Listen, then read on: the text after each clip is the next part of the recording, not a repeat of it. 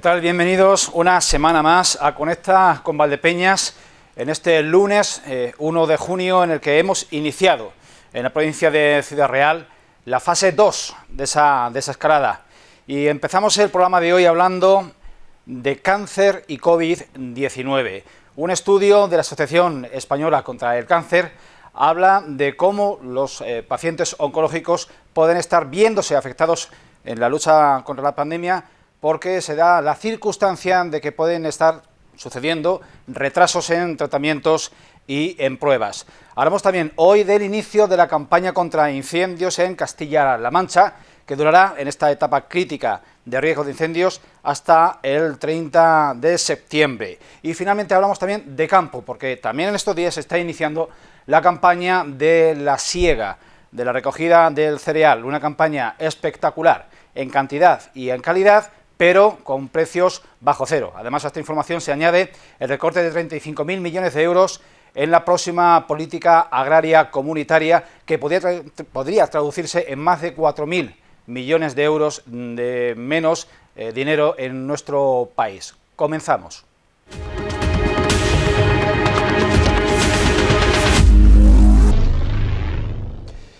En el aspecto sanitario y sociosanitario hay colectivos especialmente vulnerables a todo lo que ha traído consigo la pandemia de la COVID-19. Nos estamos refiriendo en concreto al colectivo de pacientes con cáncer, enfermos oncológicos. La Asociación Española contra el Cáncer ha hecho público un estudio que ha elaborado al hilo de la pandemia, dando a conocer datos preocupantes de especial vulnerabilidad de las personas con cáncer en el aspecto psicológico y socioeconómico. Tenemos en Conecta con Valdepeñas a Victoriano González de la Aleja Saludador, que además de exalcalde de esta muy heroica ciudad, como ustedes recuerdan, es el presidente de la Asociación Española contra el Cáncer en Valdepeñas. Victoriano, buenas tardes. Hola, buenas tardes. ¿Qué tal? Tan crudo como lo estaba planteando, se nos hizo público esta semana anterior este estudio elaborado por la Asociación Española contra el Cáncer, que nos habla de un impacto mayor en personas con enfermedades del ámbito del cáncer respecto del resto de personas sanas entre comillas. ¿Cómo se explica esto? Bueno, pues se explica primero porque las personas que tienen cáncer están preocupadas por su enfermedad. Están viviendo la enfermedad pendientes de las pruebas que les tienen que hacer, pendientes del proceso que les cuesta dinero y que económicamente esta pandemia está agotándolo en las casas y ellos lo sufren en primera persona, lo sufren también psicológicamente porque no saben digerir bien, no coordinan bien, no son capaces de administrar bien la información y llevarla para adentro, sabiendo que le están diciendo además, en cuanto empieza el programa o los sitios donde lo dicen, que las personas vulnerables son las personas mayores de 75 o de 70, las que tienen cáncer, las que tienen problemas de corazón, y claro, se ven allí reflejadas, dice, yo estoy mal, yo soy vulnerable, tienen miedo a salir, y todo eso se refleja pues en un estado de ansiedad, de depresión, que se acentúa estando confinado. Y es curioso porque se produce esta circunstancia en dos tipos de personas, en las personas que tienen cáncer recién detectado, de un año para acá, y en los más jóvenes.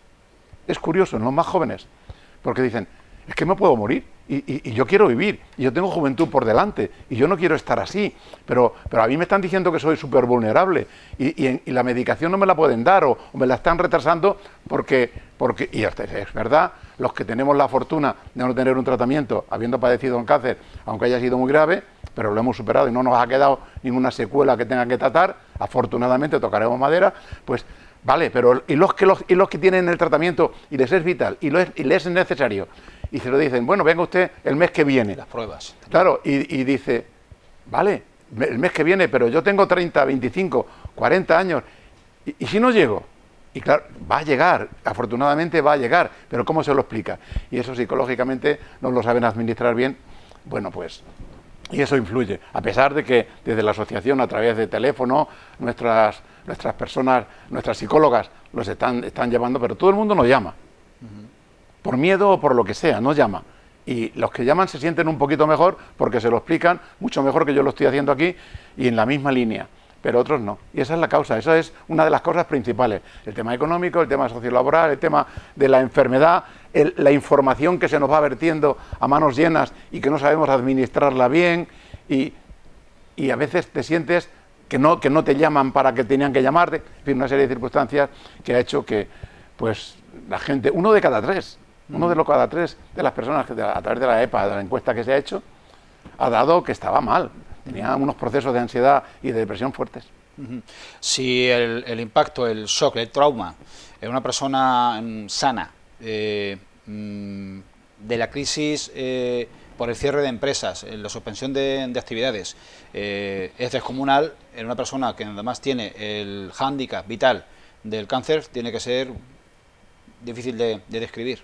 Es muy difícil porque, a ver cómo le explicas a una persona que no te va a pasar nada cuando se está muriendo, que no le va a pasar nada cuando cada vez que sale de un tratamiento de radio, de quimioterapia, viene tan mal.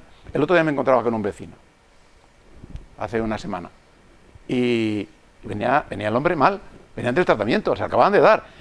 Estaba mejor porque le habían sacado del proceso y estaba el hombre, pues, oye, he superado bien, pero se sentía inquieto, no sabía digerir cómo es posible que la vida que se estaba portando tan mal con tanta gente a través del COVID, a través del coronavirus, pues a él no le iba a afectar y le afectaba tanto y le estaban diciendo al mismo tiempo, como él decía en la tele, que me siento mal, que me siento que soy persona de mucho riesgo. Eso es muy difícil de digerir y las personas que están en esas condiciones, aunque se sientan bien, como él decía, y ahora me siento bien, me han dado un chute y me siento bien, pero ¿y esto cómo lo administro yo?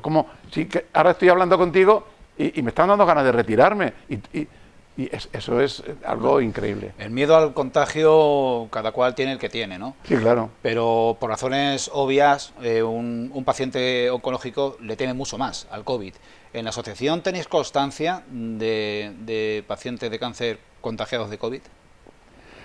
Pues no están valorados a nivel numérico. Pero sí que hay constancia de pacientes que se han contagiado del COVID. Pero no por el mero, simplemente porque como personas se han contagiado y ha coincidido que tenían el cáncer. No tenemos numéricamente hablando valorado el dato, pero sí que lo ha habido. Y sí que sé, pero no porque me lo haya dicho la asociación desde los órganos internos, sino por lo sé personalmente que ha habido alguna persona conocida que lo ha superado. De las que yo conozco que lo han tenido, que son 2 o 3, tanto en Madrid como en Alicante como aquí, que son los sitios donde tengo más amistad, lo han superado. Quiero recordar que 3, 2 y el otro tenían duda si era de verdad el coronavirus o no, pero parece ser que sí, y lo han superado. Pero lo han pasado muy mal. 2 de ellas lo han pasado muy mal. Desde la ignorancia se me ocurre especular que la interacción entre el cáncer y el COVID tiene que agravar los efectos de una enfermedad sobre los de la otra. Claro, porque el COVID lo que te hace es que te sientes, te falta el aire, no puedes respirar, tienes fiebre, y todo ese proceso agrava los síntomas del cáncer. Si ya te sientes mal, estás hecho polvo, te están dando unos tratamientos que te vulneran tu salud, si encima esa salud que la necesitas para poder respirar, para poder sentirte mejor, no la tienes porque te la ha minado el virus, pues claro, evidentemente te sientes mal. Avanzamos en este informe y leo también otro dato muy preocupante, y es que se ha duplicado la demanda de ayuda económica a la Asociación Española contra el Cáncer durante el tiempo de la pandemia respecto del mismo periodo del año 2019. Sí, efectivamente. La gente ha solicitado más ayuda económica, incluso se le ha habido dinero, por ejemplo, aquí, por hablar de la provincia de Ciudad Real, pues unos 27 entre alrededor de 30.000 euros de ayuda, incluso para alquileres, porque no llegaban. Estaban preocupados, la preocupación de la enfermedad se agravaba más todavía con la precariedad económica que hacía imposible que pudieran salir adelante. Incluso hemos previsto una cantidad también en la provincia de Ciudad Real, de 3 millones de euros para ayudar a todas aquellas personas que lo necesitaban del tema del cáncer, y se van a ampliar todas estas partidas económicas para ayudarles, pero te llaman, es verdad que se ha duplicado todo porque la gente se ve impotente para poder salir adelante y se siente mal por la enfermedad y mal por el tema que estamos comentando, de que psicológicamente es que no puedo salir en mi casa y encima estoy mal y tengo que ayudar a mi familia y tengo que salir adelante, y todo eso se va agravando. Entonces sí, se ha duplicado todo y es evidentemente por consecuencia del coronavirus, pero la gente lo sufre muy directamente. En el total del país, la Asociación Española contra el Cáncer lleva atendidos a 36.000 personas con cáncer durante el periodo de la pandemia. A nivel local, ¿cómo habéis alterado vuestra agenda, vuestro calendario habitual con motivo de la pandemia? Lo hemos alterado casi todo porque se han suspendido los actos, teníamos multitud de actos para recaudar fondos, ha habido que suspenderlos, el cante, el teatro, teníamos actuaciones de grupos que iban a hacer todo a favor del cáncer, teníamos muchas cosas preparadas, la propia acuestación se ha tenido que trasladar. En fin, ha habido muchas cosas que hemos tenido que hacer. Hemos tenido que suspender el voluntariado en el hospital, la psicóloga que ha tenido que atender telefónicamente porque no podía hacerlo in situ, porque el propio ayuntamiento había cerrado sus instalaciones.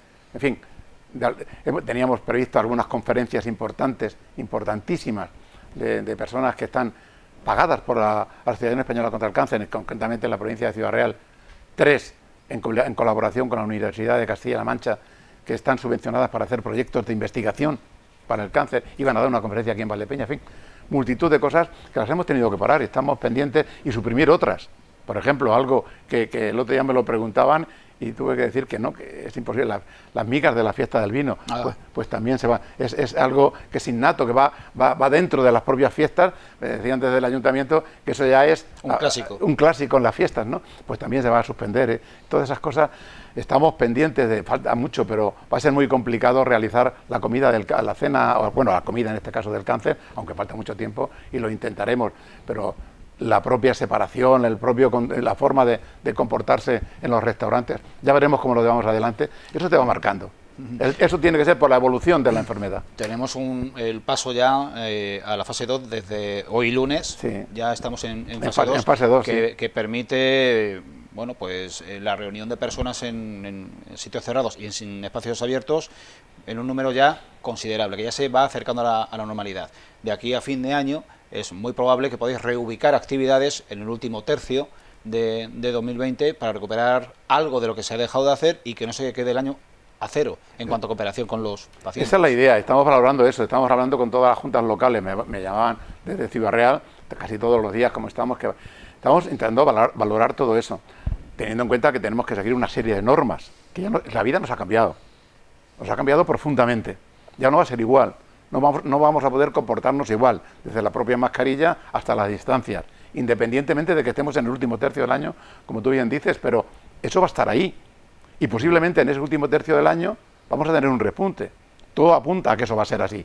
También es verdad que todo el mundo dice, al mismo tiempo que vamos a tener el repunte, que va a ser más leve porque este virus afortunadamente no ha mutado a gravedad, sino que se va manteniendo, incluso parece que diluyendo en el tiempo, en el sentido de cuando vuelva a infectar a la población va a ser más llevadero, entre comillas, porque al que le afecte a ver cómo se lo explicas. Entonces, en esa textura sí queremos retomar actividades para que de alguna manera, pues porque nosotros vivimos de lo que podemos sacar. La Asociación Española contra el Cáncer hace muchísimo, gasta muchísimo dinero. El año pasado fueron 70 millones y en más de 380 proyectos. Pero eso se consigue a través de la colaboración popular, en su inmensa mayoría, a través de la labor tan inmensa de todas las juntas locales. Y entonces necesitamos todo eso para ayudar a la gente, para que la gente se sienta mejor, para que tenga esa ayuda que hacíamos antes de la diaria de la comida o del alquiler, para que no se preocupe nada más que de la enfermedad, que no es poco, y que tenga todos los demás temas anexos a su vida laboral y vida social y vida familiar resueltos. Y en eso estamos, sí, vamos a intentarlo por todos los medios. Es complicado, pero habrá que hacerlo porque también todo depende de la evolución. Que la evolución es buena, tendremos más facilidad para ir haciendo todo eso. Y además yo creo que esto nos va a enseñar muchas cosas, y una de las que nos va a enseñar es que la gente va a ser capaz de sentirse más colaboradora, porque cuando se pasa algo tan mal y se tiene tan cerca, pues, y encima le hablas de una enfermedad que casi todo el mundo tenemos en cerca gente que la padece, pues van a ser sensibles. ¿La pandemia nos está humanizando? Yo creo que sí. Yo creo que sí. Estoy casi convencido que sí. Más que humanizando, que también, nos está enseñando que tenemos que comportarnos de otra manera. Que la vida que veníamos desarrollando no era la más adecuada. Que ese concepto de, vale, que hay que pasarlo bien y que hay que divertirse, vale, pero hay que tener un concepto de solidaridad, de responsabilidad, de comportamiento, de saber que no todo es ala y sin más, sino que hay que tener unos recursos ahí previstos para que en un momento determinado seamos capaces de salir adelante cuando algo así nos afecta, y nos ha enseñado de alguna forma a que tenemos que llevar la vida de otra manera más pensando un poco en los demás que en nosotros mismos. Eso que se dice siempre, que tu libertad comienza donde termina la mía, que se aplique. Y creo que esta pandemia nos ha enseñado un poco eso.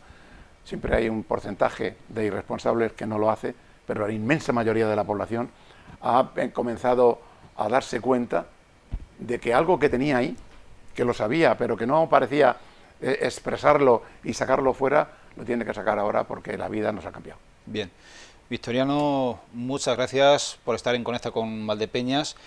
Que esos efectos se mitiguen rápidamente con el paso y la atenuación de la pandemia.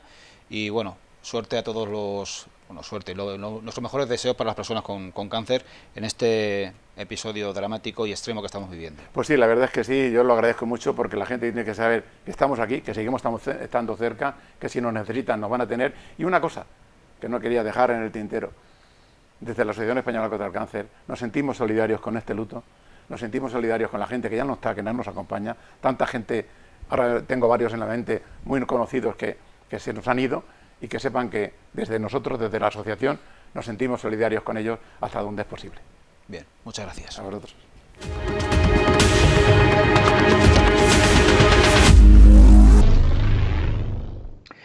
Bien, pues acaba de ser en días pasados presentado el plan, la campaña contra incendios 2020 en Castilla-La Mancha, un área que corresponde a la Consejería de Desarrollo Sostenible de Castilla-La Mancha.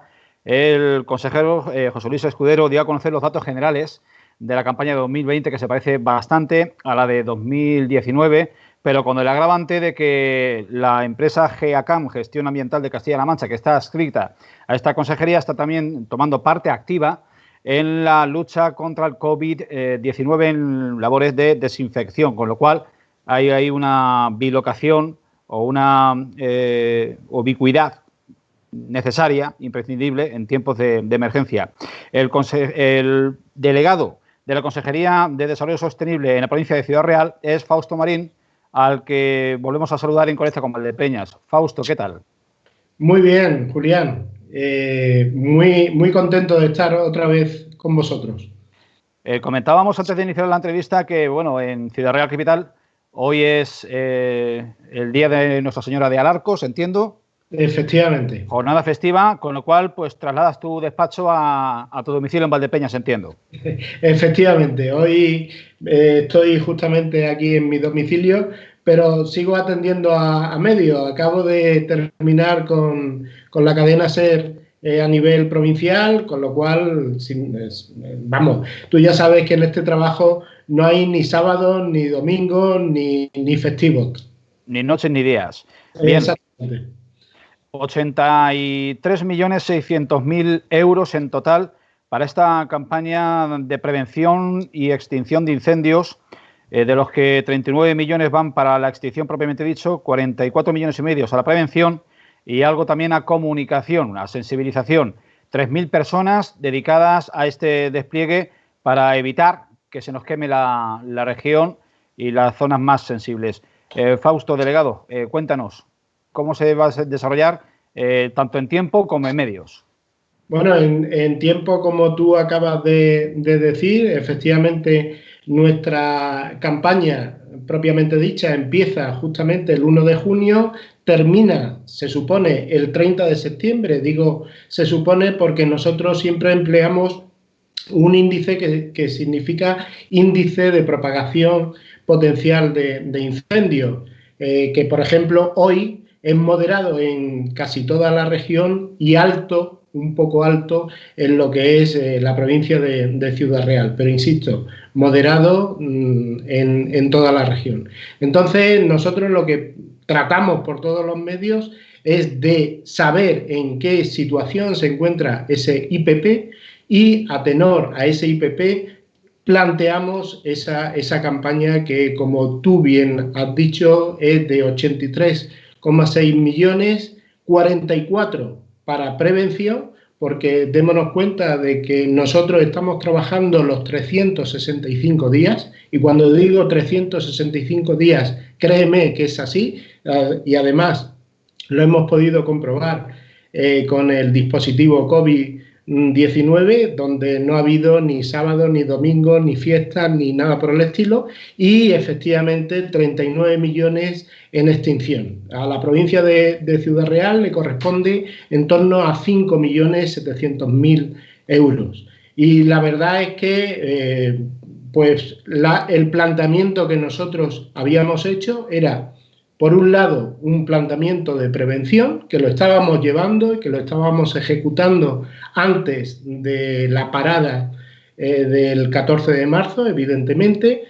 Nos habíamos propuesto en torno a 1.900 hectáreas de prevención, es decir, pues quemas controladas, labores selvícolas en el monte, diferentes montes, generalmente montes públicos o montes de utilidad pública, y pues sobre el 14 de marzo, pues como te digo, se tuvo que parar y lo retomamos de nuevo el 27 de abril y llevaremos en torno a 1.300, 1.400 hectáreas en lo que es prevención.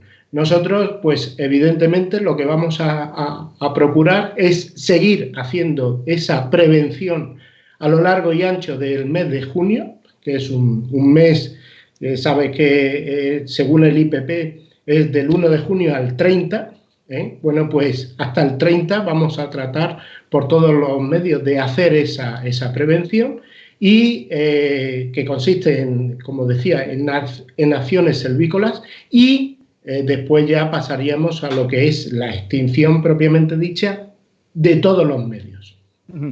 Fausto, por la primavera que hemos tenido y la pluviometría que estamos teniendo, la masa verde, digamos, que es luego susceptible de transformarse en masa que se puede prender, es mucho mayor que en temporadas anteriores. ¿Esto acrecienta el trabajo y los medios que se habilitan a la prevención? Efectivamente. Date cuenta, Julián, de que estamos en una de las provincias más extensas de España, no solamente de Castilla-La Mancha, sino de España. Dentro de lo que es la región, es la provincia que tiene más masa forestal arbolada o más matorral. Estamos hablando de en torno a 861.000 hectáreas. Entre, como digo, forestal arbolado, que está en torno a 632.000 hectáreas, y después tenemos matorral, que es en torno a 229.000 hectáreas. Bueno, pues como estoy harto de decir en estos días, el ser humano desafortunadamente hace un daño irreparable a la naturaleza, bien sea lo que es fauna y bien sea lo que es flora. Con el estado de confinamiento, efectivamente, lo que ha ocurrido es que el ser humano no ha hecho el daño que hace otras veces, y efectivamente hay mucha broza. Y por lo tanto, lo que hemos pedido desde la Consejería de Desarrollo Sostenible es tratar por todos los medios de que los ayuntamientos también colaboren con nosotros para desbrozar sobre todo aquellas zonas circulares y colindantes a los cascos urbanos, y que yo acabo de llegar prácticamente del Peral, y el Peral está, sinceramente, está lleno de broza, con lo cual que se sale. Exactamente, entonces habrá que hacer entre todos un esfuerzo para que no haya esa maleza y evidentemente no haya ningún conato ni ningún incendio. Lo iba a comentar. El hecho de estar confinados pues ha disminuido el riesgo potencial de que desaprensivos salgan a campo y lo quemen, bien por negligencia o bien con intencionalidad. Pero en este sentido, en 2019 registrasteis en la Consejería, en Castilla-La Mancha, hasta 336 negligencias que se transformaron en un incendio, 307 intencionalidades, o sea, incendios hechos a propósito, y luego hasta 80 incendios generados por rayos. Es decir, es prácticamente un 10% los siniestros que son consecuencia de lo fortuito, de los, digamos, factores naturales. ¿Cómo contener un desequilibrio tan potente, tan acentuado en favor, digámoslo así, de los incendiarios? Bueno, evidentemente eso ya corresponde a los cuerpos y fuerzas de seguridad del Estado tratar por todos los medios de coger al delincuente, porque son verdaderamente delincuentes, que son poco entendibles, porque sinceramente dar fuego a un patrimonio natural como es el campo o el monte, pues sinceramente es poco entendible. Pero por eso nosotros lo que hemos tratado es de hacer una campaña. Tú cuando estabas relatando el desglose del dinero que iba a cada una de las cosas, has dicho comunicación. Nos parece muy interesante que desde que está esta nueva consejería, nosotros lo que tratamos es de concienciar, bien en lo que es la preservación del medio natural o bien, como es en este caso, de preservar el medio natural y tratar por todos los medios de que cada uno de nosotros seamos bomberos en potencia. Es decir, nosotros tratamos de concienciar a la ciudadanía, por eso hemos puesto esa campaña de planta cara, porque efectivamente 9 de cada 10 incendios son susceptibles de evitarse. Ya, 9 de cada 10. O sea, que hay una parte de componente humano que evidentemente hay que tratar y procurar de que se conciencien para que cuando vayan al campo, cuando vayan al monte, traten por todos los medios de extremar sus acciones, de que no fumen. Y si fumen, por favor, que la colilla quede totalmente apagada o que no tiren ninguna cosa, sobre todo cristales, que como tú bien sabes, hace el efecto lupa. En fin, extremar las acciones de cada uno de nosotros en el medio, porque evidentemente de nosotros depende esta gran masa que tenemos y gracias a esa gran masa tenemos esa gran fauna en todo el territorio. Este fin de semana, este pasado sábado, en una finca agrícola próxima o junto al Camino del Ratón, en la zona sur de Valdepeñas, un agricultor pues, se dedicaba a quemar rastrojos a menos de 100 metros de viviendas. ¿Qué mensajes se te salen los ojos de las órbitas, Fausto? Y a mí también se me salieron. Sí, sí. ¿Vale? Entonces, ¿qué mensaje se le puede lanzar, no ya a quienes tienen sus fincas pegaditas al pueblo, sino a quienes tienen lejanas, de que no se puede encender fuego en el campo a partir del, entiendo, el 1 de mayo, creo que es la fecha? No, es justamente hoy. Hoy es entre el 1 de junio y el 30 de septiembre. La cuestión es, como te he dicho anteriormente, que ya llevamos algunos años que se prorroga hasta el 30 de octubre aproximadamente. Bueno, pues hoy, 1 de junio, es cuando no se debe de ya prender absolutamente nada. Obviamente, lo que son quemas controladas lo está haciendo, por ejemplo, GEACAN. Lo que son quemas se procura autorizar, lógicamente, antes del 1 de junio. Pero, obviamente, a 100 metros de una localidad y sin el dispositivo adecuado, evidentemente que no se puede hacer. Y sobre todo, a los agricultores hay que decirles que ese tipo de cuestiones, hay otras formas, como es, por ejemplo, el pastoreo.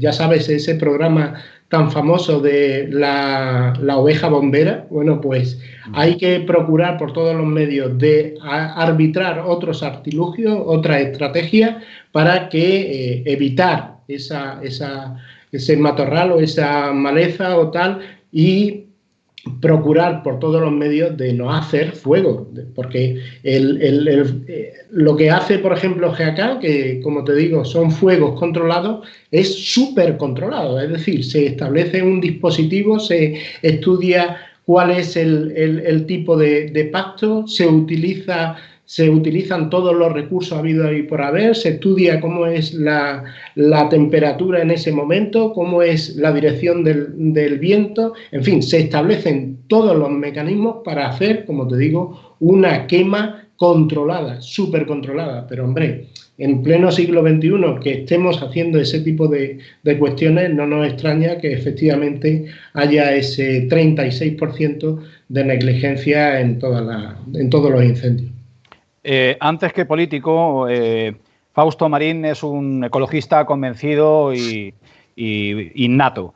En este tiempo estamos viendo multitud de estudios en los que se nos habla de cómo ha descendido drásticamente las emisiones de dióxido de nitrógeno y de dióxido de carbono a la atmósfera, y algunos estudios vinculan esa menos polución, esa menos contaminación con el hecho de que estemos teniendo una primavera generosa, una pluviometría abundante.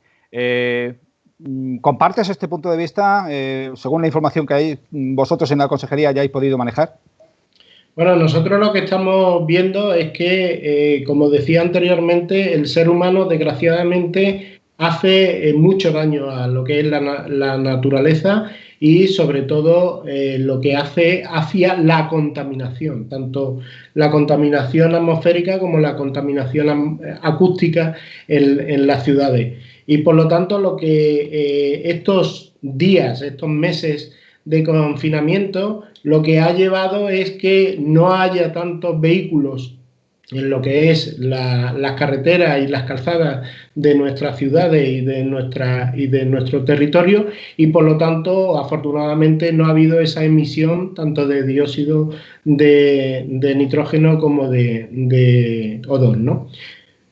Por lo tanto, sinceramente, la cuestión por todos los medios es, hoy lo decía el ministro Ábalos, es tratar por todos los medios de cambiar la sintonía de la automoción en este país. Evidentemente yo no voy a decir lo que dijo la ministra de Transición, evidentemente, pero sí lo que tenemos que hacer es ir procurando y que esas ayudas vayan hacia la automoción eléctrica, porque obviamente eso ayuda de alguna forma al medio ambiente. Evidentemente, insisto, no voy a decir lo que dijo la ministra, puesto que ahora mismo hay un stock de vehículos diésel y de gasolina, y evidentemente yo no voy a decir esa cuestión, ¿verdad? Bien, pues empieza el periodo crítico de peligro de incendios. A diario se nos ofrece desde vuestra Consejería de Desarrollo Sostenible bueno, el índice de posibles, o sea, la peligrosidad, lo que cada zona está expuesta a eventuales incendios, y evidentemente todos, como dice la campaña, todos somos esenciales para evitarlos. Pues Fausto Marín, delegado de la Consejería de Desarrollo Sostenible en Ciudad Real, ojalá que tengamos un verano en paz, tranquilo y sin incendios en la medida de lo posible. Muchas gracias por participar en Conecta con Valdepeñas. Muchas gracias, Julián. Si te acuerdas, hace cuestión de unos meses estuvimos también hablando. Hoy no lo hemos tocado, pero sí me gustaría dar las gracias, un agradecimiento enorme, sobre todo a nuestros chicos de GEACAN, a nuestros chicos y nuestras chicas de GEACAN, que han hecho un esfuerzo y siguen haciendo un esfuerzo ímprobo en mitigar de alguna forma el efecto COVID. Date cuenta de que han sido más de 2.500 actuaciones, tanto en el interior como en el exterior, es decir, tanto en instalaciones de las diferentes localidades de la provincia y, lógicamente, de la región. Y la verdad es que yo quiero tener desde aquí un saludo y un homenaje a todos aquellos que dieron un paso adelante, estos que ahora van a empezar, como te decía, labores tanto de prevención como de extinción, a partir del 1 de junio y que hay un dispositivo, ese dispositivo de 150 en toda la región, que va a seguir mitigando el efecto COVID. Para ellos, sinceramente, mi mayor homenaje y mi mayor pleitesía. Pues nuestro reconocimiento también al personal de la empresa pública Gestión Ambiental de Castilla-La Mancha y que su trabajo este verano, por el bien de todos, sea lo más apacible posible. Efectivamente, que no tengan que salir, es como solemos nosotros decir. Fausto, un abrazo. Un abrazo muy grande, Julián. Muchas gracias.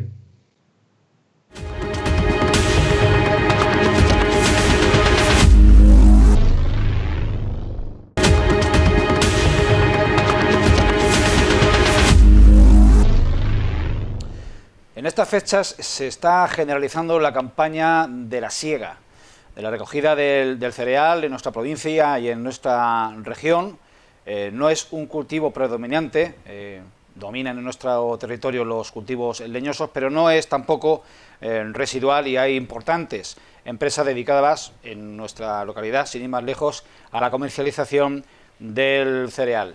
Las perspectivas que ofrece la campaña es de un incremento masivo de puede que hasta un 50% sobre el año pasado, pero sin embargo los precios no se están comportando conforme se preveía en relación a la calidad, porque sí se prevé una calidad bastante considerable. Son precios, señalan las organizaciones profesionales agrarias, de hace 32 años, con lo cual el cultivo, en este caso del cereal, trigo, avena, centeno, cebada, pues no es en absoluto rentable y disuade al productor de aventurarse por él. Fernando Prieto, agricultor, expresidente de la Denominación de Origen Valdepeñas. Con estas perspectivas, ¿qué tiene por delante el productor? Bueno, pues mal síntoma. Con estas perspectivas lo que va a hacer el agricultor, yo creo que con el tiempo va a ser delocalizar el cultivo. Es decir, yo entiendo de que conforme se están comportando los precios, que no tiene mucha justificación, no tiene prácticamente ninguna, es que la gente vaya cambiando el cereal y se quede prácticamente en anecdótico para algunas poblaciones y se quede en cultivo para grandes fincas, porque cultivar hectáreas sueltas o parcelas pequeñitas va a ser prácticamente imposible el cultivo. Sin embargo, el cereal frente a la viña y a la aceituna ofrece una gran ventaja, y es que esto lo puedes guardar y puedes inclusive especular. Bueno, la especulación, cuando especulas sobre precios de hace 30 años, la especulación es mínima. Es decir, sobre ruina puedes especular más ruina en sí, ¿no? Es decir, prácticamente nada, ¿no?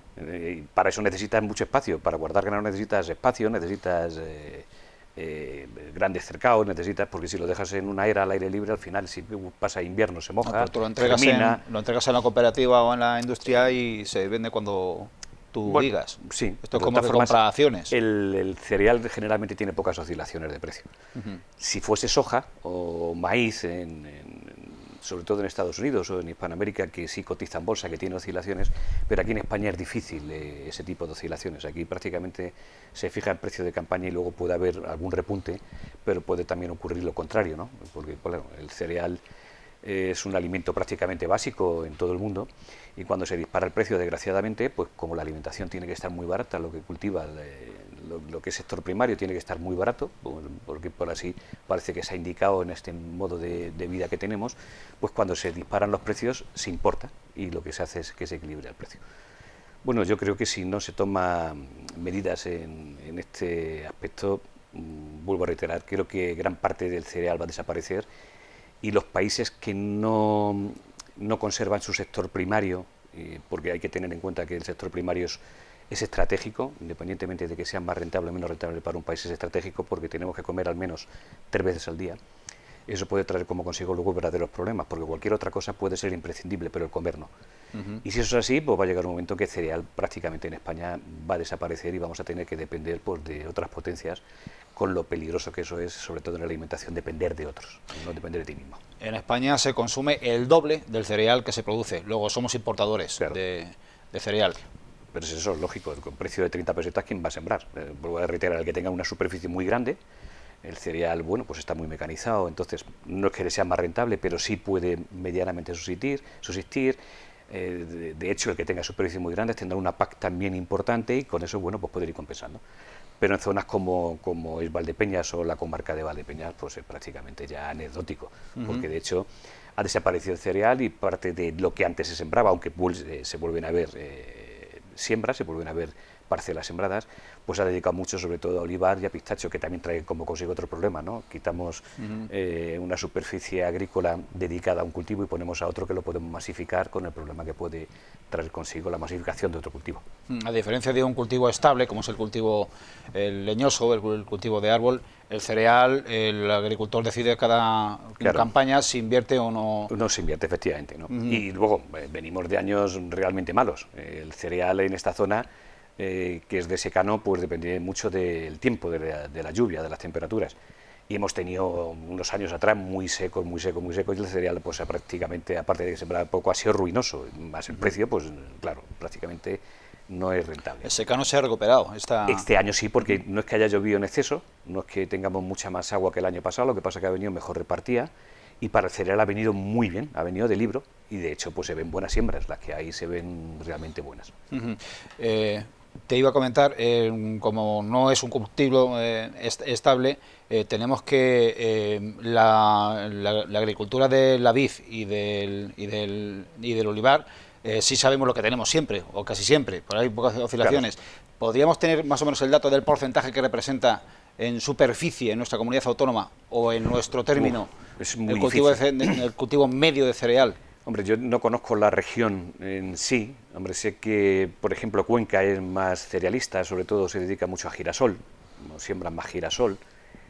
Ciudad Real, hombre, tiene grandes fincas, tiene grandes zonas de secano que también tiene cereal. Es muy difícil calcular la base de cereal. Sé que hay zonas que prácticamente pues es lo que tienen, ¿no? Porcentualmente, pues a lo mejor el cereal puede suponer a lo mejor el 20 y tantos, el 30% del cultivo de la región, de la superficie de cultivo. Bien, política agraria comunitaria. En estos días también se conoce que el próximo periodo de la PAC 2021-2027 va a suponer una reducción del presupuesto en ayudas a los Estados miembros de 35.000 millones de euros. Una barbaridad. Pasaríamos de unos 180 y tantos mil millones a 150.000 millones de euros.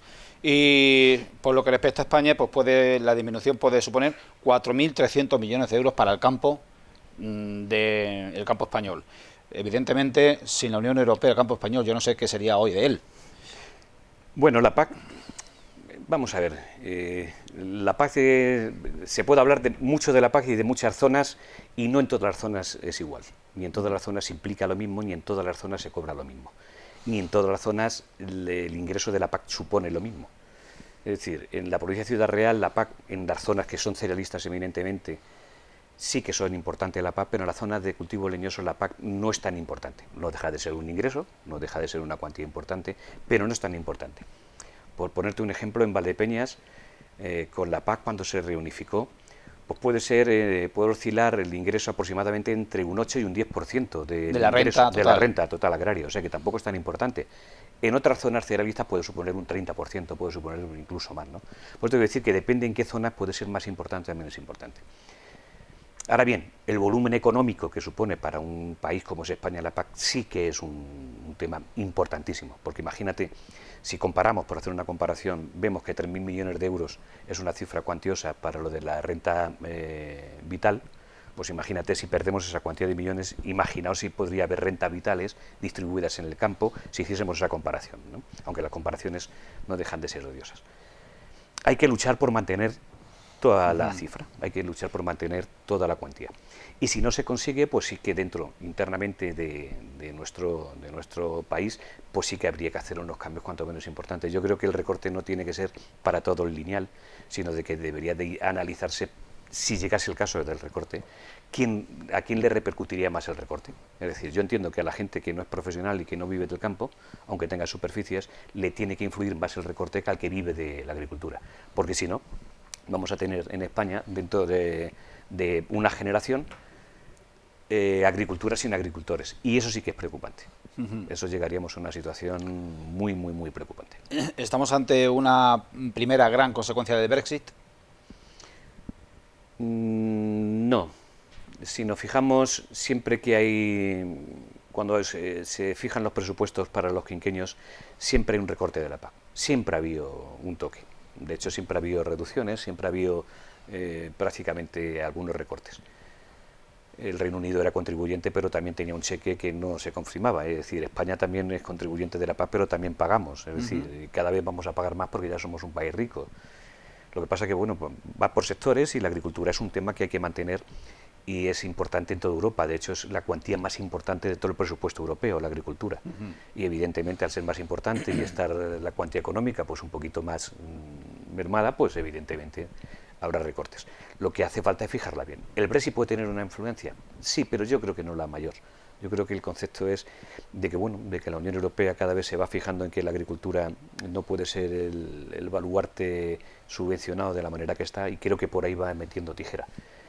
Y si los políticos vemos, hablo en general, no solamente en España, la agricultura, exceptuando en Francia, que creo que sí que tiene un peso específico importante, y en Polonia, pues lo toman como un sector, en algunos casos casi marginal, pues evidentemente no se le está dando ese tipo de importancia. Creo que es un error, porque vuelvo a reiterar lo de antes. La agricultura en Europa es estratégica. En el momento que dependamos de países terceros, es decir, de centro y del norte de América en agricultura, para alimentarnos, entonces sí que vamos a ver lo que es un verdadero problema, ¿no? Es un sector estratégico. En España sigue teniendo un gran peso en lo que es la ocupación, pero no en el PIB. Bueno, depende. La agricultura como tal no es importante, pero sí es importante la agroindustria. Es decir, la agricultura puede estar entre el 3, 3,5, 4, depende del año, pero la agroindustria sí puede oscilar entre el 12 o el 13% del volumen del PIB, y eso ya sí que es una cifra importante, ¿no? Y si no hay agricultura, no hay agroindustria. Es decir, que tenemos que ver todo el conjunto, tenemos que ver todo el global. Y eso sí que tiene, además de la importancia económica, sí que tiene mano de obra empleada, ¿no? La agricultura más la agroindustria, imaginaos el montante de mano de obra que da. Es decir, que sí es importante, por eso quiero decir que hay que ver todo en conjunto, no solamente hay que ver una de las partes, porque si el cereal termina desapareciendo, pues van a desaparecer partes de la industria que se mueven alrededor del cereal. Es lo mismo que si desaparece cualquier otro cultivo. Los leñosos son más difíciles porque los leñosos fijan población. Donde hay viñedo está la población más fija, es decir, tiene siempre menos disminución de pérdida de habitantes, tiene menos disminución de pérdida de renta, pero donde hay otro tipo de cultivos, otro tipo de industria, sí que la población está menos fijada. Por eso quiero decir que tiene mucha importancia fijar la agricultura y saber qué queremos hacer, y sobre todo en los Estados y en Europa, qué queremos hacer con la agricultura. No se puede estar a la vuelta de cada 5 años siempre mirando qué vamos a hacer con el presupuesto agrario y qué es lo que vamos a hacer, y hacer cambios, porque la PAC ha tenido desde tener rentas al agricultor, de tener rentas a la superficie, a tener rentas a la producción, o sea que aquí tenemos cada vez, dependiendo de las circunstancias. Yo creo que hay que fijar un criterio ya fijo, y cuál es y cómo aplicarlo, porque si no cada vez vamos a ir bailando y evidentemente cada vez vamos a ir reduciendo presupuesto. La política agraria comunitaria también se traduce en ayudas a la incorporación de jóvenes al campo. Sí. Hay las ayudas que llegan en esa forma, un 75% son fondos europeos, y ahí debe de cooperar el país, el ministerio, y el gobierno autonómico. La comunidad autónoma. Se está dando la circunstancia de que no han cobrado muchos de estos perceptores las anualidades de los años 16 y 18. ¿Mal asunto? Debería estar, porque es decir, son cifras finalistas, es decir, lo que hay para la PAC es una cifra que se determina en cada estado el que dan, ¿no? Y si tú tienes distribuido y sabes que se van a incorporar en tu país 100, pues sabes que tienes la cuantía para pagar a 100. Lo que no es normal es que si tienes 100, que no tengas ese apartado económico, cuando tienes una partida económica que tú sí la recibes de Europa, ¿no? Bueno, pues es un tema que los políticos, tanto a nivel regional como a nivel nacional, lo tienen que mirar mucho, porque es un sector muy envejecido, y si las ayudas a la incorporación empiezan a fallar, lo que vamos a tener es que no vamos a tener cambio generacional, y si no tenemos cambio generacional no tendremos agricultura ni tendremos agricultores, y volveremos al problema que hemos comentado anteriormente. Creo que la cuantía para incorporación debería ser más y ser fija, y no andar con esos vaivienes y no dejarla de un año para cobrar para otro. Son cuantías que se saben, los que se incorporan, o si no, mire usted, no incorpore a más, estos son los que hay y hay dinero para esto. Porque si no, lo que vamos a tener es, pues eso, pues cuanto menos una decepción para la gente que se incorpora con ilusión. Incorporarse a la agricultura es difícil, porque para trabajar en la agricultura, si no tienes superficie o no tienes alguien que te arriende o que no tengan en tu familia, es muy difícil la incorporación, porque la tierra no es gratis y no es fácil comprarla, y ya que la gente joven decide, si no recibe esa ayuda, la verdad es que se desanima. Hablamos por último, Fernando, si te parece, aunque todavía todo el mundo a que le hago esta pregunta dice que todavía es pronto, de vendimia.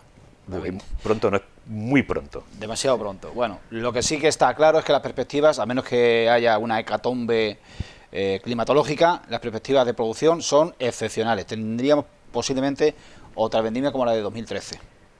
Eso es aventurar mucho. Vamos a ver.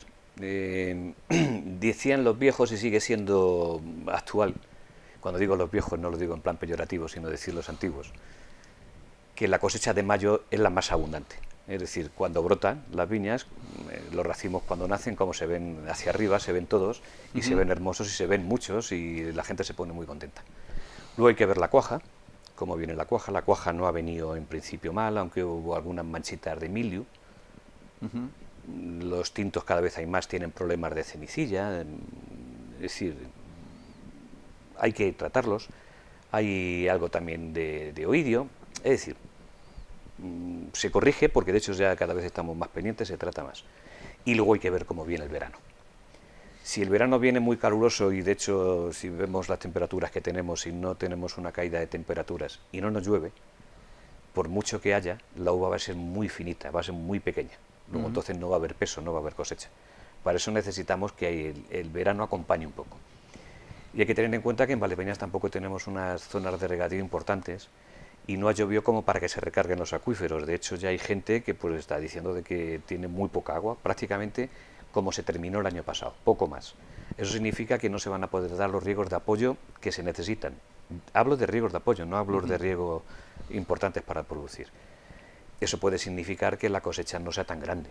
Es decir, las perspectivas son buenas, es decir, no hay por qué negar lo que hay, pero le queda tantísimo recorrido a la uva hasta que se ve en bodega que pueden pasar muchas calamidades todavía, ¿no? Y creo que va a ser un año, por lo que se ve y por lo que están comentando, y en avance de tiempo, que va a ser un año tormentoso. Y las tormentas ya sabemos que ninguna son buenas. De todas maneras, en esta campaña de vendimia, más que en ninguna otra, hay otros factores que tienen poco que ver con el ciclo vegetativo de la vid y que tienen más que ver con la influencia que puede haber tenido la pandemia en el mercado del vino. ¿Crees que habrá...? Bueno, si escuchamos, vamos, si ponemos atención a lo que han dicho los dos grandes bodegueros de esta zona, no tendremos por qué estar preocupados.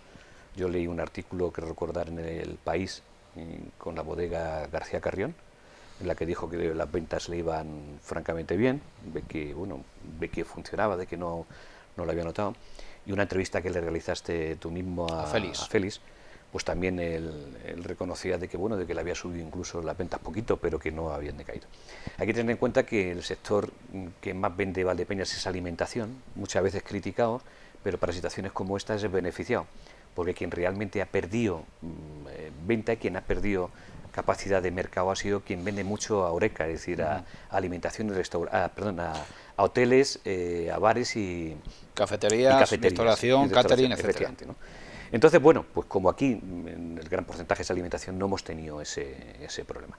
Evidentemente va a afectar, ¿no? Eso no nos engañemos, pero no tiene por qué afectar tanto como a otras zonas, ¿no? Y también hay que recordar que tampoco tenemos unos precios tan sumamente elevados si los comparamos con el año pasado como para que haya una hecatombe, puesto que si eso ocurriría nos pasaría con las uvas como con el cereal. Retrotraeríamos y caeríamos en precios de hace 20-25 años, lo cual tampoco sería ni lógico. El campo ha sido y es calificado como sector esencial en nuestra economía en circunstancias tan inusuales como las que tenemos, pero parejo a esa consideración está la valoración del sector a nivel tanto social como económico. Yo creo que el sector ahora en esta situación se lo ha empezado a creer. Es decir, hemos pasado unos años, aunque ya llevamos unos años que también ha ido cambiando la mentalidad de la gente. Hemos pasado unos años de que cada vez el ser agricultor pues parecía ya que era otro nivel, ya no era como hace muchos años, ¿no? Casi peyorativo. No, yo creo que ahora ya pues el tema va cambiando y la sociedad misma se ha dado cuenta de que sin agricultores no come. Y yo creo que el propio sector también se está dando cuenta de eso, ¿no? Y ya se ha ido dando cuenta. Y que somos un sector efectivamente esencial. El problema que tenemos, que para que esto se revitalice de verdad y tenga un cambio de mentalidad importante, es que haya realmente cuanto menos más incorporación de jóvenes, porque estamos, como comentábamos antes, excesivamente envejecidos. Si eso no ocurre, pues poquito podremos avanzar, ¿no? Porque la mentalidad de la gente mayor es más difícil cambiarla, ¿no? Y su comportamiento es complicado cambiarla. Si no hay de gente joven cambio generacional, pues va costando más, ¿no? Aunque la gente, vuelvo a reiterar, sí que va cambiando y sí que el sector cada vez se lo va creyendo más, ¿no? Sería un error garrafal y un error histórico que, siendo un país de tradición y de historia agrícola, nos convirtamos poquito a poquito en un país importador de alimentos. Eso sería algo imperdonable para el sector, para la sociedad y para los gobernantes. Sería algo, bueno, yo creo que de una catástrofe que no tendría, no habría capacidad para poderlo valorar, ¿no? Mira, si pensamos y nos vamos a las zonas del Levante, vemos que tenemos un sector de invernaderos de los mejores del mundo y no tienen ayudas. Es decir, lo que son hortalizas prácticamente no tienen ayudas. Si tienen algunas ayudas son muy puntuales, pero no tienen ayuda de PAC, no tienen prácticamente ayudas. Y es uno de los sectores que mejor organizado está y que más exporta quizá de toda Europa, ¿no? Toda la zona levantina. Si eso lo dejamos de perder, no tiene nombre. Si dejamos de perder lo que es todo el sector vitivinícola español, es decir, con toda su idiosincrasia que tiene, con todas sus zonas, con las peculiaridades que tiene cada una, también sería imperdonable. Sería imperdonable. Y si dejamos de morir de éxito, en el sentido de decir de que tenemos uno de los mejores aceites, pero no lo sabemos proteger, también sería imperdonable. Es decir, estamos hablando de 3 partes del sector importantes que creo que pueden correr cierto peligro si no lo mimamos. Y si no somos capaces entre todos de sacarlo adelante, porque con eso prácticamente estamos hablando de una agroindustria importantísima, sin obviar evidentemente la ganadería, que también es importante en nuestro país, aunque ya en los años, en la década última, yo creo que hemos perdido más de 6 millones de cabezas solamente aquí en Castilla-La Mancha, lo cual ya también es una cifra preocupante, y el vacuno, que termina desapareciendo porque los engordes dejan de ser prácticamente rentables. Bueno, si no ponemos pies en pared, creo que lo lamentaremos con el paso del tiempo. Es un dato que, curiosamente, lo leía preparando esta entrevista. En la última década ha desaparecido, se ha perdido 1 de cada 5 ganaderos. Sí, y va a seguir más. Es decir, volvemos a lo de antes. En zonas donde había ganaderías y desaparece el pasto, pues un problema. No pueden salir a pastorear, no pueden comer. El pasto libre era relativamente barato. Otro de los problemas que tiene el ganadero, no encuentra mano de obra. Ahora mismo encontrar un pastor es prácticamente imposible. Prácticamente imposible. Y claro, si tienes un volumen de cabezas pequeñito, no rentable, necesitas un volumen de cabezas cuanto menos importante. Si tienes la ganadería, sobre todo la ovina estabulada, pues tiene unos problemas importantes, ¿no? Eso sale carísimo. Alimentar el ganado a base de pienso es muy caro, y además todo ganado necesita cierto movimiento, ¿no? Para producir buena leche, buena carne, pues necesitan, bueno, cierto movimiento, cierto espacio. Si eso no se produce, pues evidentemente termina desapareciendo. Y si en la agricultura hay poco renovación, en la ganadería hay aún menos, desgraciadamente, ¿no? Y eso trae como consigo, pues evidentemente, la desaparición de cabezas. Seamos optimistas, no obstante, porque estamos dibujando un panorama. Yo creo que en este país, por no poner muchas veces las cartas boca arriba, no se ha tomado pies en pared. Y yo creo que muchas veces hay que poner la realidad como es, para que la gente se dé cuenta, para ver si somos capaces de parar, no el desastre, pero sí para parar cuanto menos la pérdida del bien común que tenemos. Es decir, ovejas manchegas cada vez quedan menos, y tenemos el queso de los mejores del mundo, y podríamos tener un problema. Ahora el queso, desgraciadamente, ha tenido un problema con el COVID de las narices, pero bueno, yo espero que es un sector muy dinámico, muy hábil, y con un nombre cuanto menos fijado prácticamente en todo el mundo, que con el paso de, yo creo que poco tiempo se va a recuperar, ¿no? Pero bueno, si no somos capaces de ir protegiendo esto que tenemos, yo creo que en mala vela no va a correr. Fernando, muchas gracias por atender la llamada de Conecta con Valdepeñas una vez más. A vosotros.